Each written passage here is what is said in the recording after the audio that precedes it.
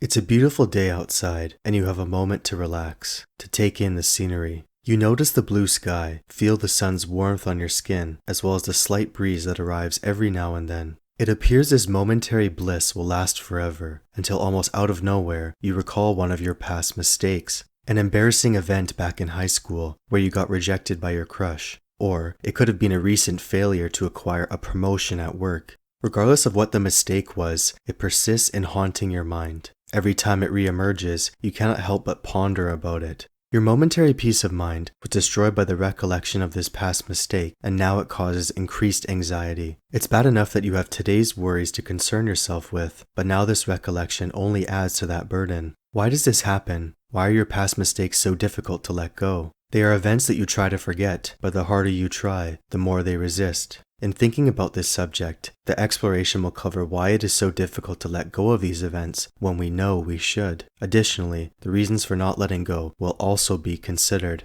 The first assumption of why past mistakes and traumas are so difficult to forget is that they are noteworthy to the mind. We easily recall special occasions and other significant events because they were far more memorable when compared to any other day in the past. Look at the calendar and pick a random day in your past. It could be last week or last year. Now, try to recall what you did that day. Obviously, if you chose a day last week, you are more likely to recall the events because it was so recent. However, if you picked a day from last year, it's probably not as easy to recollect. The reason we are able to remember specific days, weeks, or months better than others is because they are noteworthy. With all the memories you have made, there is priority to some at the expense of others. If your brain is likened to a filing cabinet, the most memorable files are at the front, whereas the least memorable are stored in the back. Evidently, it is organized this way because the noteworthy memories are the quickest to access and recall. Okay, so these past mistakes and traumas are memorable, hence the reason why the brain cannot seem to forget them. Yet,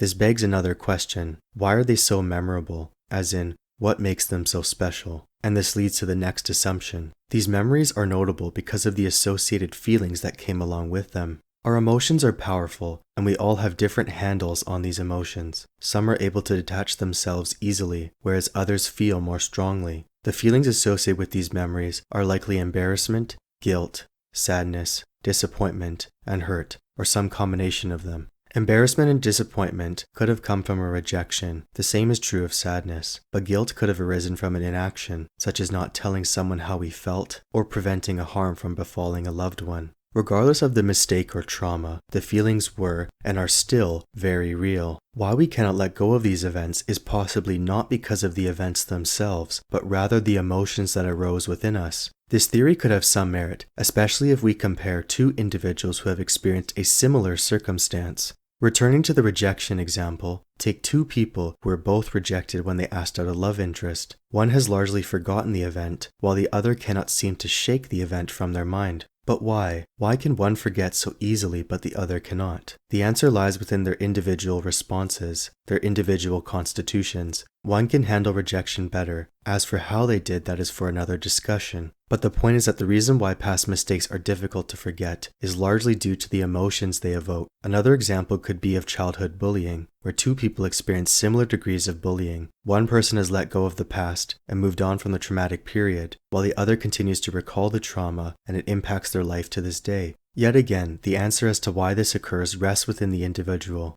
So, to recap, the two primary assumptions were 1. Past mistakes and traumas are difficult to forget because they are memorable. And 2. They are memorable due to the emotions they arouse at the time of the event that ultimately continue into the present. The conclusion from these two assumptions is that an individual is primarily responsible for how they react to the initial mistake or trauma, and how they let it affect them going forward. If this is the case, the next endeavor would be to examine why it varies from individual to individual, the recollection of past mistakes, that is. Telling a person they should just forget about whatever past mistake they are ruminating about is not going to work. For that individual, the distressing emotions were real and are still present in varying degrees. The unfortunate reality is that a person will have to overcome those past mistakes and let them go, primarily on their own. They can turn to supporters for help, but that eventual letting go of the past will take place one day in their mind. It will be a flipping of a switch of sorts, and the time it occurs varies from person to person. It could be days after the initial mistake occurred, or it could be years later when the acceptance is finally made.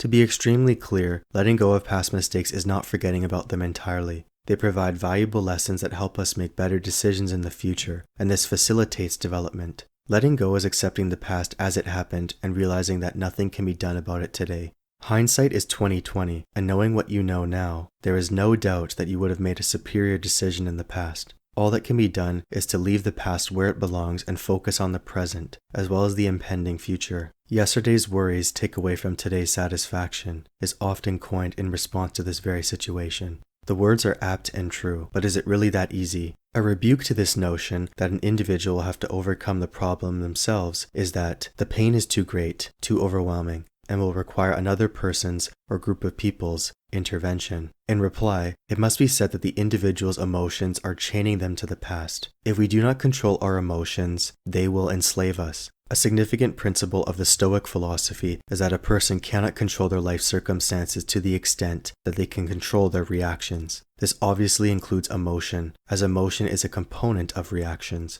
Another person may help assist in their struggle of accepting the past, but they cannot do it for them. If the individual who is struggling over the past is thought of as autonomous or capable of independent judgment, then they are ultimately responsible for reacting the way they are. Their emotions have gotten out of hand, so it indicates that they have lost control of the reins and need to reacquire them. The taking back and reasserting control over their subconscious will have to be done consciously and of their will. Accepting that it will take a conscious, willful decision to do so is the most difficult proposition. This is because the emotions make us feel powerless and hopeless. We may have been powerless over what happened to us in the past traumas, as well as mistakes, but we are not powerless over how we let them affect us now. We can choose to either let it continue to hinder our present success, happiness, and enjoyment, or we can refuse to be a slave to the past. It is not easy to overcome, and the pain may never truly go away, but it will be manageable. The greatest course of action and the best service you can do for your past self is to become successful, happy, and content, in spite of your previous circumstances. Make the past worth something by ensuring that the mistakes,